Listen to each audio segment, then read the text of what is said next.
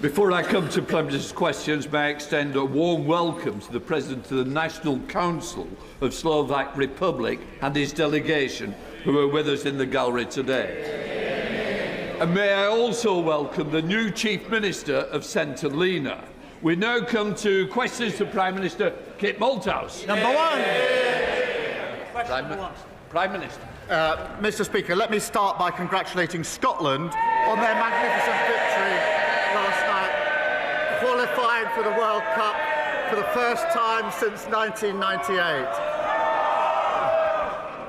I didn't realise you were all Scottish MPs, Prime Minister. Mr. Speaker, they qualified with fantastic goals, including a cracker from former Arsenal player Kieran Tierney, who was always a great favourite with the fans. Mr. Speaker, my thoughts are with the communities across the country affected by severe flooding, particularly in Monmouthshire. I've been liaising with the First Minister of Wales and want to thank all our emergency services for their response. Mr. Speaker, my thoughts are also with the family and loved one of Royal Fleet Auxiliary member James Elliott, who has sadly been lost.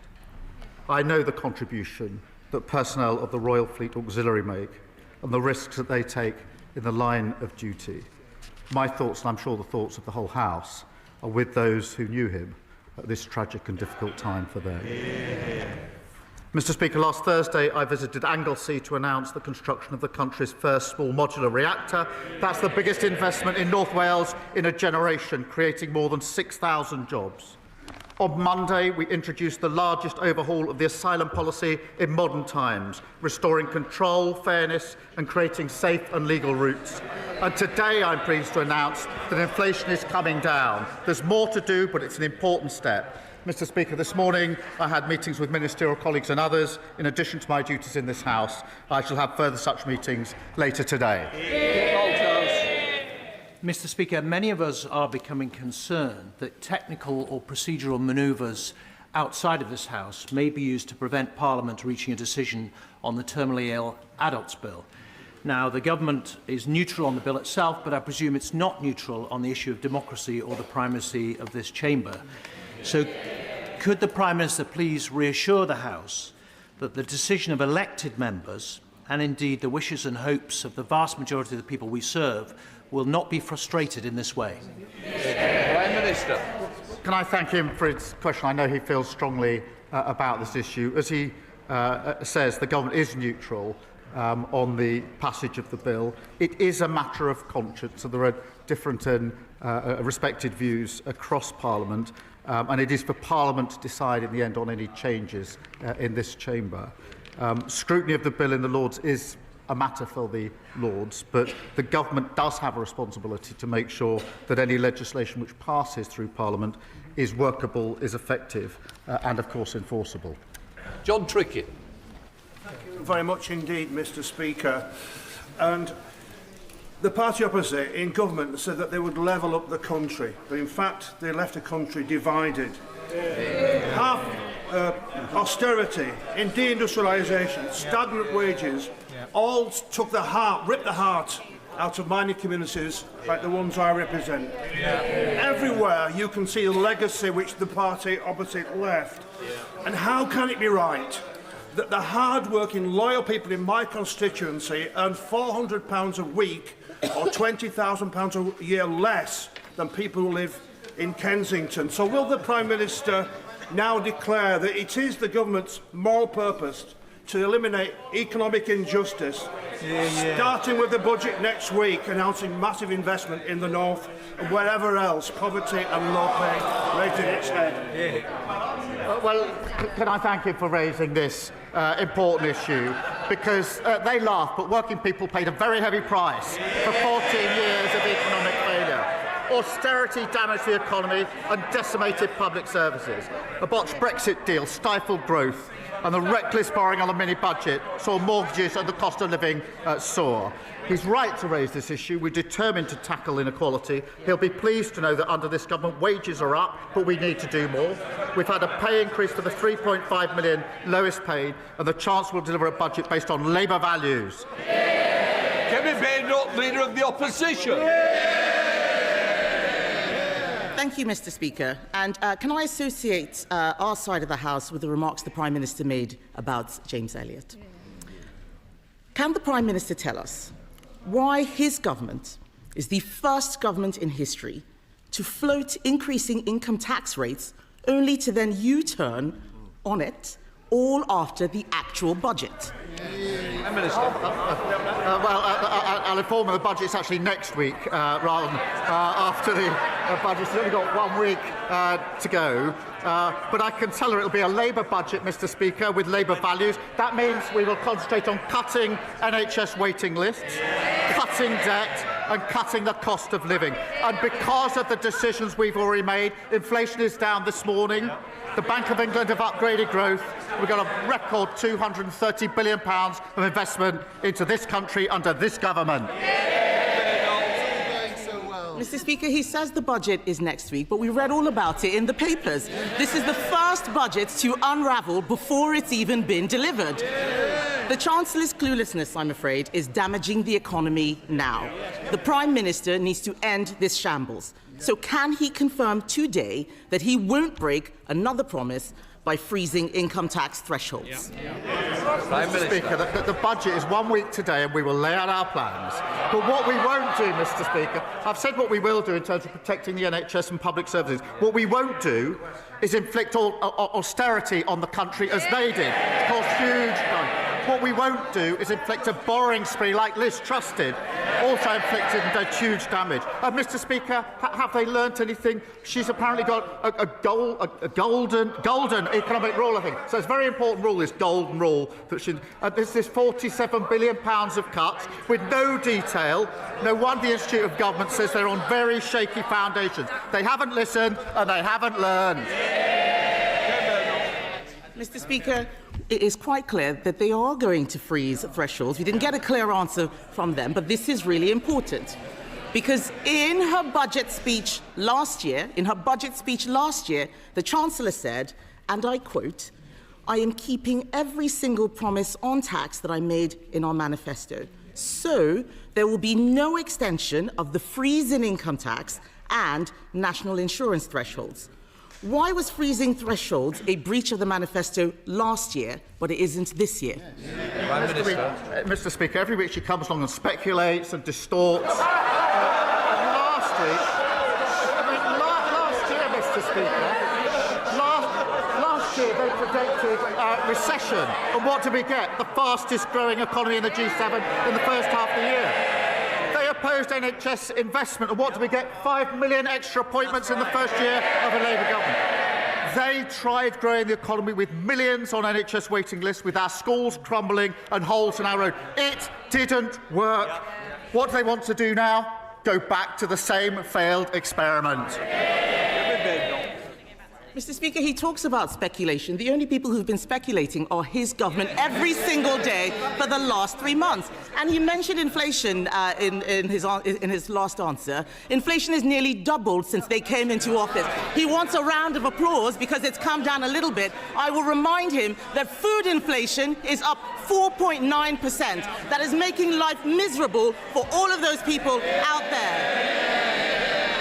But let's go back to thresholds, because this is important. When the Chancellor made that promise to unfreeze the thresholds, it wasn't an off-the-cuff comment. She said it on the floor of this House in her budget speech.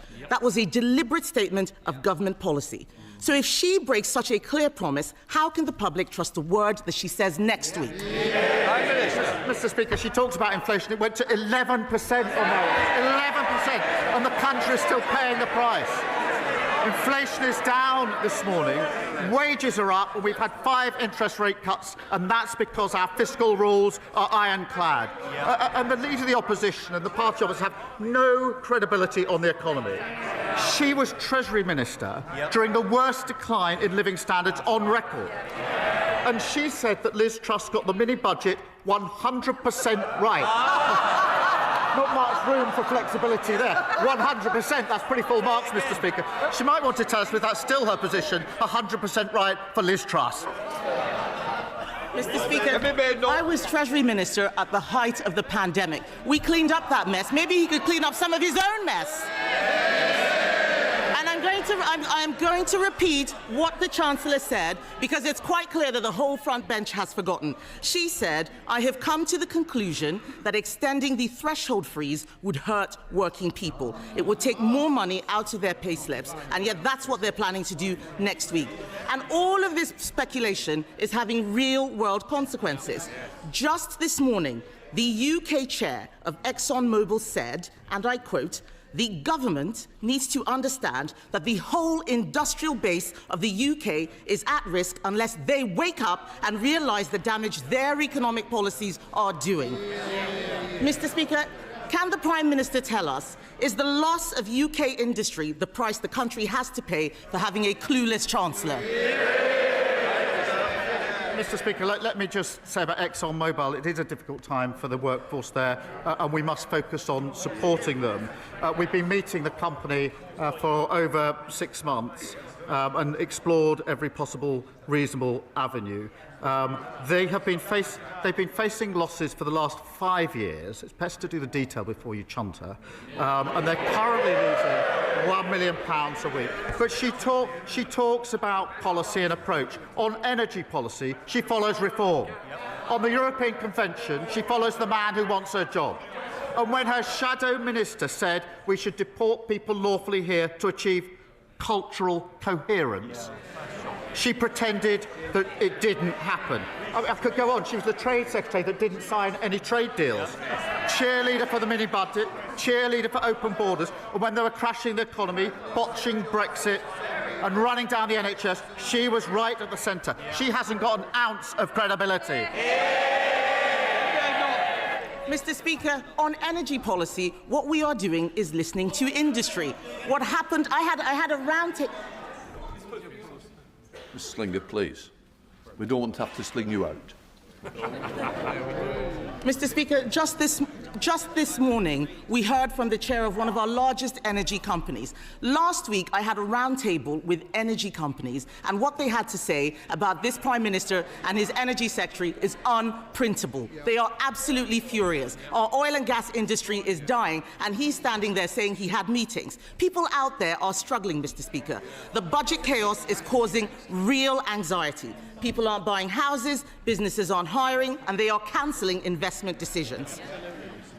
2 weeks ago, the Chancellor called a ridiculous press conference to blame everyone else for her having to raise income tax. Then last week, she U-turned on her own U-turn. Instead, we can see they're planning to freeze income tax thresholds, something she said last year would be a breach of their manifesto. They are making it up as they go along. Doesn't the country deserve better than government by guesswork? Mr. Speaker, either we renew our country with Labour or we go back to austerity 2.0 with reform of the Tories. They left waiting lists at record highs, almost 1 million more children in poverty, and they wrecked our public services. She comes here to talk down the country. We're turning the page. More NHS appointments, free breakfast clubs, free childcare, more homes and better public services. That's what we're fighting for, a Britain built for all. Lord Hatton. Mr. Speaker, standing in the heart of Weymouth, the Rectory is an iconic building. Formerly a theatre, once a bustling cinema, and then a popular pub as well. And yet, for more than a decade, this building has stood empty. We want to turn this building into a thriving centre for arts and culture, hosting exhibitions and celebrating everything that makes Weymouth unique. So will the Prime Minister work with me and all the key players on the ground to revitalise the Rectory and reopen this fantastic building for our town? Prime Minister. Well, my honourable friend is a brilliant champion for South Dorset. And he's right to champion revitalising our high streets. The Minister for Heritage would be delighted to discuss how we can get this iconic building reopened as he wants. I'm pleased that Weymouth secured £20 million in Pride in Place funding, giving his community the power and resources to make a real difference to people's lives. Sir David, Leader of the Liberal Democrats. Thank you, Mr. Speaker. Can I associate myself with the Prime Minister's opening remarks? And can I also join with him in congratulating Scotland on their amazing win against Denmark and wish them well in the World Cup? And can I also say I hope Wales soon qualifies to join England and Scotland? But Mr. Speaker, every year there are more than 300 suicides related to problem gambling. It affects hundreds of thousands of families, tearing them apart. Meanwhile, online gambling firms are taking in record revenues of over £7 billion a year. Now, ITV News are reporting that one of them, Sky Bet, is moving its headquarters to Malta so it can save tens of millions of pounds in corporation tax. Does the Prime Minister agree with me that it's time that we tax them on their UK profits so these online gambling firms don't escape wherever they are registered for tax? Prime Minister. Look, can I join him on wishing Wales well and Northern Ireland? I'd like to see all four nations in the finals. But look, he raises the really important issue of suicide, and it's Men's Health Day, and it is really important. And I think the whole House would want to work together on anything that can prevent suicide. I think if all of us think about individuals we may know who lost their lives through suicide, it's something that touches almost every one of us and all of our families as well. We will, of course, look at the link between suicide and gambling and take whatever measures we can to reduce suicide. It's a very important issue. Sir David. For his reply, and we look forward to the government coming forward with action on that. On another domestic matter, Mr. Speaker, next to the River Cherwell in Oxfordshire, a field is now covered in an enormous mound of rubbish, 150 metres long and up to 12 metres high. The water is now lapping against the waste and carrying it into the river. It's just one of many sites, Mr. Speaker, where organised criminal gangs are illegally dumping their waste onto our countryside and getting away with it. This is a shocking environmental emergency. So will he instruct the Environment Agency to clean it up now? Firstly, these are utterly appalling scenes. Utterly appalling. A criminal investigation, as he knows, is underway.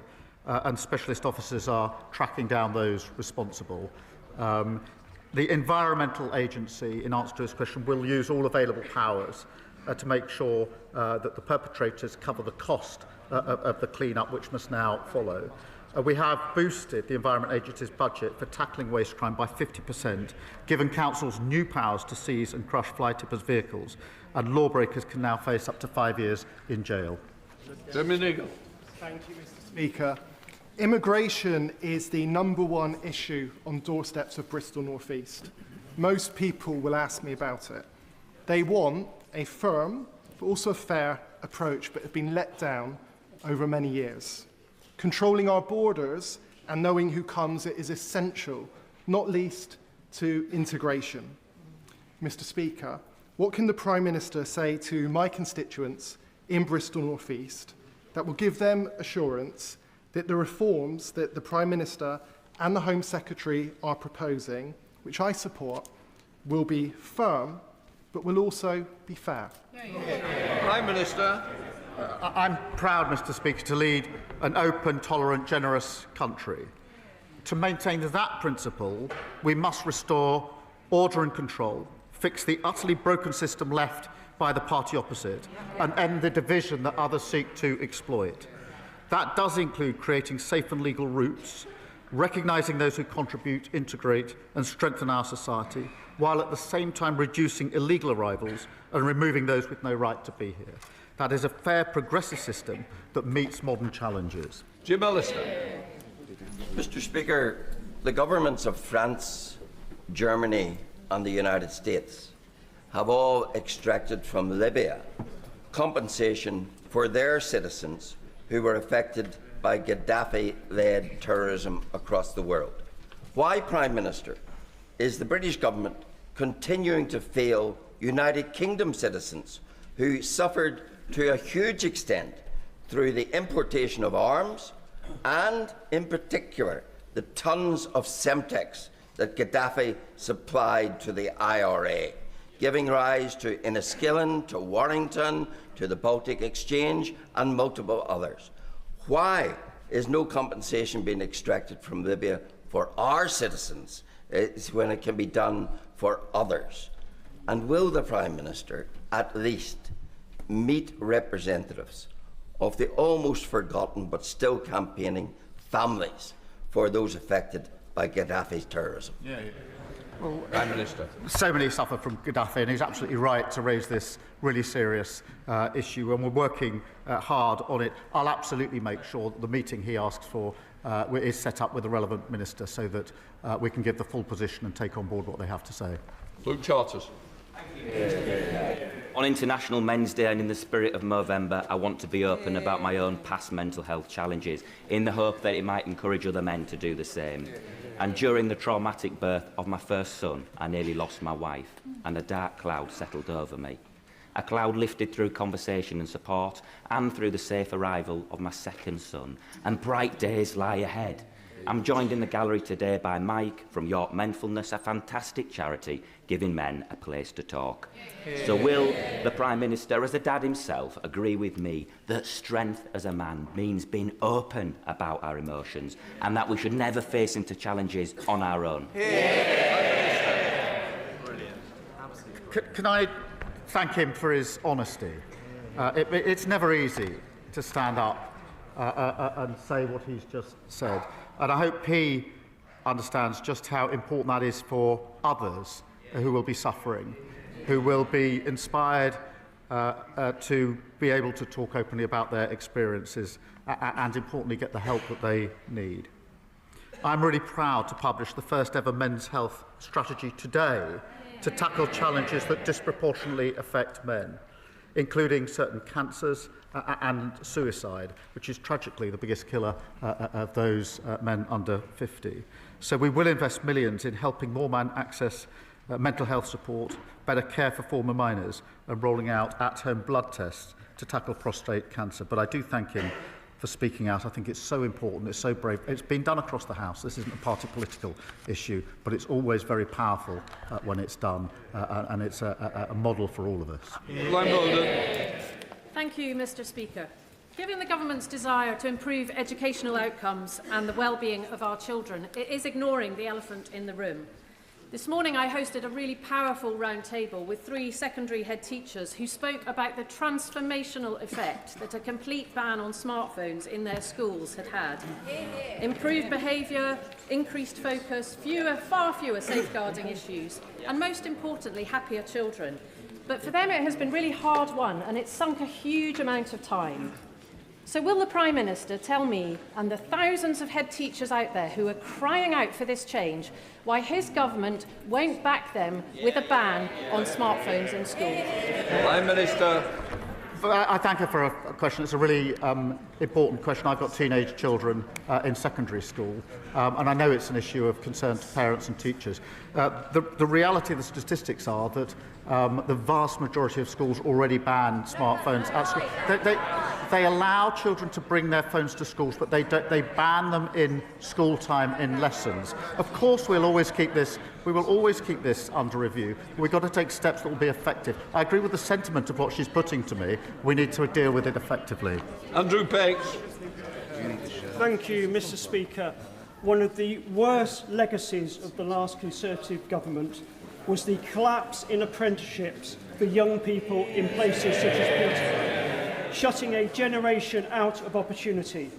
Mr. Speaker, my city is determined to turn that around, with places like Peterborough College, like many of our colleges, leading the charge. Whilst I welcome the government's reform, I still speak to too many young people who can't access the training they need to rebuild Britain. Will the Prime Minister set out what more we can do together to ensure Peterborough's young people get the good jobs and apprenticeships they deserve? Prime Minister. Well, I thank him. His dedicated campaign means Peterborough has one of the first youth guarantee pilots in the country. Mr. Speaker, we inherited an awful situation where almost 1 million young people were not earning or learning.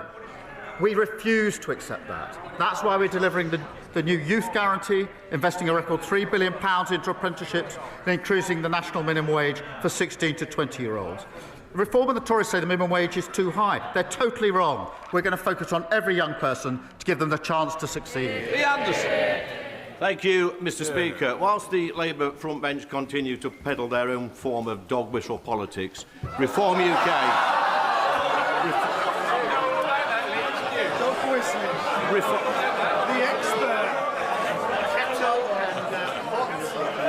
Reform UK are cracking on with the day job. Our reform-led councils are reform... Can I just say, you might say it's the way he tells them, but it might be worse. It's the way I tell them. Lee Anderson. Thank you, Mr. Speaker. Our reform-led councils have already identified savings of over £330 million in the first 6 months. And the Prime Minister may shake his head propped up by these gullible backbenchers, but here's the challenge. Will he guarantee, will he ensure that all the cancelled elections from this year and the proposed local elections for next year will go ahead in May 2026? Go on, be a man. I didn't realise he's quite so good at stand-up comedy. Mr. Speaker, he talks about dog whistle. Last week, his leader said he didn't have time to condemn the racist comments of his fellow MP for Runcorn. He also said he didn't have time to condemn his party calling children in care evil. He didn't have time. I wonder if you can ask his leader next door to him whether he's got time for his explanation for the stories in today's papers.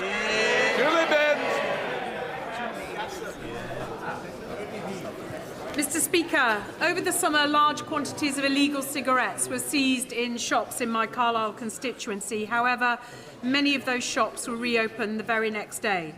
Does the Prime Minister agree with me that we have to make it easier for these shops to be closed down permanently so we put out of business forever these criminal networks? Prime Minister. Can I thank her for raising this? Because there's been a surge in response to illegal shops selling products they shouldn't be selling and not paying their taxes. It's very important. Raids in October, Mr. Speaker, saw over 900 arrests, almost £11 million of criminal profits were seized, and almost £3 million of illegal gear was destroyed. We need to go further to protect our high streets. That's why we're giving councils powers to prevent certain shops from even opening, supporting them to deal with unwanted shops, and through the tobacco and vapes bill, cracking down on rogue retailers who break the law. Josh Bumble.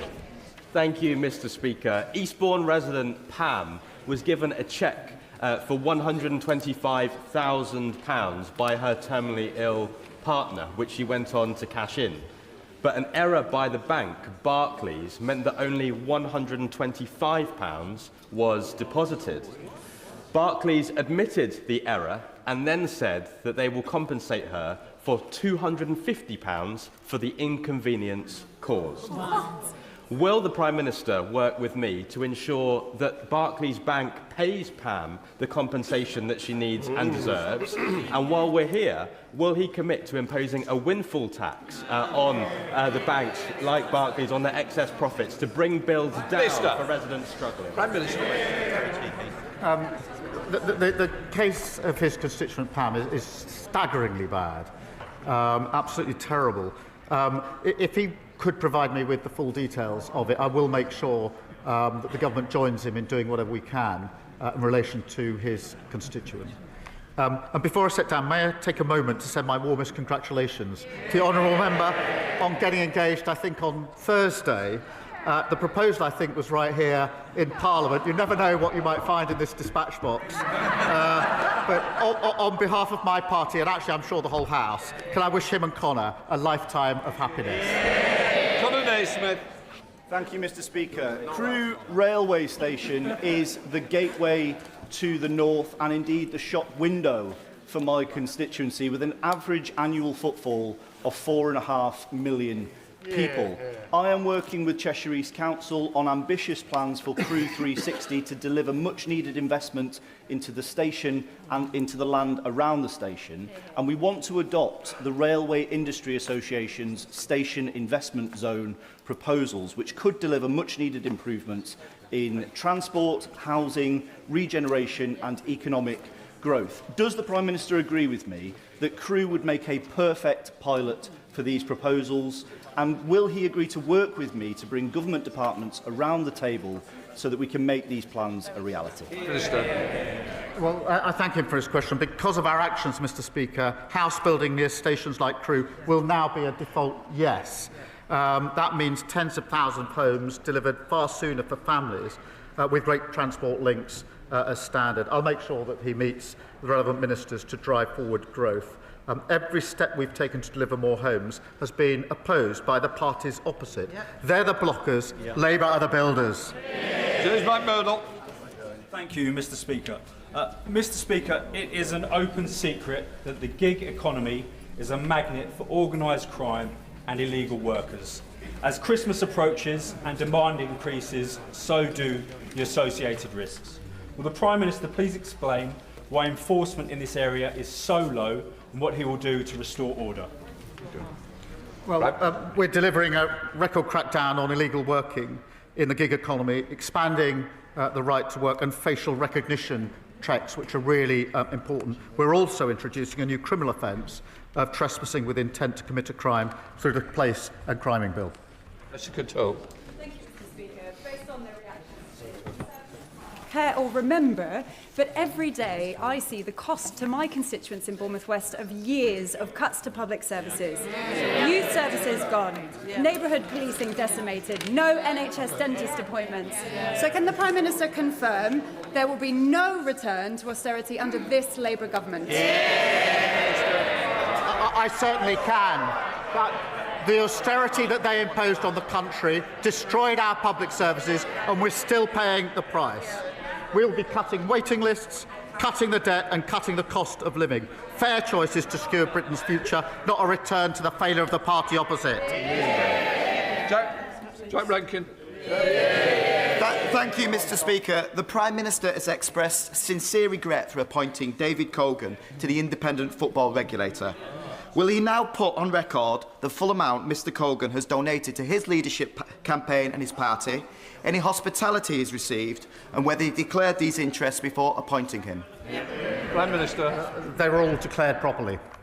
Not the amount. Mr. Speaker, this Friday we commemorate the 51st anniversary of the Birmingham pub bombings, in which 21 people lost their lives in what is still the largest unsolved murder in our history. The families do not believe that the approach set out by the government will discover the truth and that only a public inquiry will do. Can we now have the meetings in order to hear the families' concerns direct and agree an approach that will command not just confidence but will find the truth of who bombed Birmingham? Prime Minister. Well, can I extend my deepest sympathies that remain with the bereaved and survivors of the horrific pub bombing in Birmingham in 1974. We do believe the most appropriate route is through the Independent Commission for Reconciliation and Information Recovery, but Honourable Friend has raised this issue directly with me, and of course I'll make sure that the relevant meeting is set up so that he and the families can put their point of view for us to consider. Mr. Speaker, you and the Chamber will be well aware that I represent the biggest and most remote constituency in the UK. And I'm bound to say, Mr. Speaker, that in it, bank branches are becoming rarer than the sightings of the Loch Ness Monster. We have no banks at all in the huge county of Solent. Now, we have legislation that provides for access to cash, but what we don't have is legislation that provides for face-to-face banking services. So I'd be deeply grateful if the Prime Minister would ask the Treasury to meet with me to discuss how we might update the Financial Services and Markets Act to include some form of access to cash provision that would preserve face-to-face banking for my constituents and other remote areas. Mr. Speaker, I know how important face-to-face banking is to local communities. As he knows, we're rolling out banking hubs. Decisions over location are taken independently, but they should be rolled out wherever there is a need for one. And of course, there's more to come. I will, in answer to his question, make sure that he gets the meeting that he requests so that we can have a look at the proposal. Afzal Khan. Thank you, Mr. Speaker. As the Prime Minister is aware, November marks Islamophobia Awareness Month. This Labour government has shown a steadfast commitment to supporting Muslim communities, particularly through consulting on the definition of Islamophobia. Given anti-Muslim hate is at record levels in the UK, can the Prime Minister outline the steps this government will take to tackle a rising level of racism, xenophobia against the Muslims in Britain? Minister. Can I thank him for raising this important issue? He's always been a strong champion on this. Anti-Muslim hatred is abhorrent, Mr. Speaker, and has no place in our society. And the increase in incidents must be addressed. It's why we're increasing funding to protect mosques and Muslim faith schools across the country. It's why we've announced a new fund to monitor anti-Muslim hatred and support victims. And we continue to work on the definition of anti-Muslim hatred. Thank you, Mr. Speaker. Everyone who cares about media independence and freedom will be relieved that Redbird have recognised that they cannot run the Telegraph. But there are serious concerns that they will burden the paper with unsustainable debt if the title is sold for less than £500 million. So will the Prime Minister step in to prevent this from happening and enable a sale at a lower price if necessary, without this toxic debt burden? Prime Minister. Well, he raises a serious issue. I'm not quite sure what he's asking the government to do. To step in and nationalise it, I don't think would be the right thing.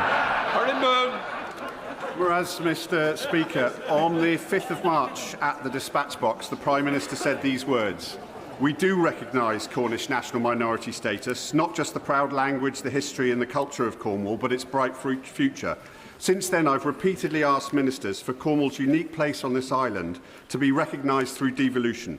When the devolution bill comes back to the House next week, will the Prime Minister help me explicitly enshrine Cornish devolution and Cornish national minority status in that bill?" Prime Minister. Can I thank him for his question? Of course, he has raised this issue with me on a number of occasions already. He's a great champion for Cornwall. We will ensure that Cornwall's national minority status is safeguarded in any future devolution arrangements. We have provided £500,000 to support distinctive Cornish culture, including the Cornish language. Sir David. The Prime Minister knows that last week 9 four-star generals made plain that yesterday's Northern Ireland bill is doing harm to the British Army already. Most acute damage is being felt by the Special Air Service. It's already affecting their recruitment, their retention, their morale and their operational effectiveness. As a result, lawyers acting for the SAS Regimental Association have sent a letter before action to the Secretary of State for Northern Ireland. I know of no precedent for this in the entire history of the British Army, and it's because it's so important. It reflects how important it is. So can I make a plea to the Prime Minister? Will he involve himself personally to make sure that 60, 70, 80-year-old soldiers who have carried out actions which most of us would view as heroic are not persecuted in the coming years? Because now it's a matter not of national security, but of national honour. Can I thank him for his question and reassure him on the protections that he seeks for veterans, because it is a very important issue and he's continually and rightly raised it. There will be protection from repeat investigations, so the Commission doesn't go over old ground without compelling reasons. There will be protection from cold calling and protection in old age, so that elderly veterans are respected. And those who do contribute to the legacy process will have a right to anonymity, a right to stay at home to give evidence remotely, and a right to be heard through the Commission. That is the work that we're doing, and I'm happy to discuss it further with him. To end on the subject, no doubt we can expect is Scotland's victory total correct. Thank you, Mr. Speaker. When the Prime Minister next meets with the President of the United States, can he ask him if he knows any reasonably priced hotels near the MetLife Stadium in New Jersey, where the World Cup final is to be held? And as we are about to provide the biggest boost to whisky exports since our trade deal was signed, can he ask the Chancellor to gently consider excise duties next week so we Scots can continue celebrating at reasonable prices? Prime Minister. I thank him for his question. On the question of whisky, it is important that we do everything we can to support whisky. I'm really pleased with the progress we're making with the United States and, of course, with India as well under the trade deal. I'll continue to discuss what more we can do with him. That completes Prime Minister's questions.